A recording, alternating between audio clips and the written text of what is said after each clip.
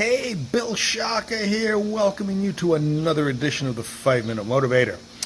Today is part 2 of 6 success hacks in sales and in life. Yesterday we concentrated on being goal-driven, worrying about effectiveness and not outcome, and what do we do when we first wake up in the morning? Well, here's the 4th success hack that I would like you to consider to be a better salesperson and to just enjoy life in general more. Focus on the journey as well as the destination. Now, this is not necessarily the flip side. Maybe it is the flip side of worrying about effectiveness, not outcome. If you look at effectiveness as the journey and outcome as the destination, you might say, well, Shaka, you know what? You're just saying the same thing in different words. But I'm not. When we talk about the 2nd success hack, effectiveness, not outcome, we're talking about the logic, the numerical sequences that we need to get into. What I'm talking about here, when I talk about enjoying the journey as well as the destination, it's more emotional. Enjoy what you're doing. Here's an example. Did you ever go to the gym and look around and look at the people there? Most people have a look on their face like they're constipated. Most people on the treadmill, most people lifting weights, they all look like this. And you know, it's like you almost want to give them a glass of Metamucil to relax a little bit. They're not enjoying the journey. They aren't. They're looking for an outcome, but they're not, or a destination, but they're not enjoying the journey. And I'd like you to think about the self-talk that you have.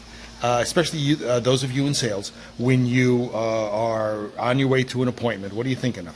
I'm never going to buy. You know, this is really a stupid appointment. I don't know why the hell I'm going on this call. The telemarketing department just isn't setting up right appointments. Stop! Get the bullshit out. All right? And enjoy the journey. All right? Change your mental talk so that the journey is just as enjoyable as the destination, okay? I can talk for hours on this, but I have to move on because I'm already at 2 minutes and 10 seconds. Here's the 5th success hack. Self-confidence equals self-worth. Self-confidence equals self-worth. Build your self-confidence. How do you build your self-confidence? It's pretty simple. You fake it until you make it. Okay, and what I mean by that is that even if you do not have a lot of self-confidence, you act as if you do, because it is easier for you to act your way into a new set of feelings than it is for you to feel your way into a new set of actions. Act a certain way, and you will begin to feel that way. Don't wait until you feel that way before you act that way. Act it, and you will become it. Act it, and you will feel it. Act it, and it will be yours. So act as if you have a greater level of self-confidence, and you will. The end result is you're going to have a greater level of self-worth. You're going to love yourself more. And you know what, ladies and gentlemen? Loving yourself is an extremely important part of both metaphysics, and it is an extremely important part of business, at least the psychology of business and the psychology of sales. So what do we have today? Focus on the journey as well as the destination. Self-confidence equals self-worth. And here is the final one.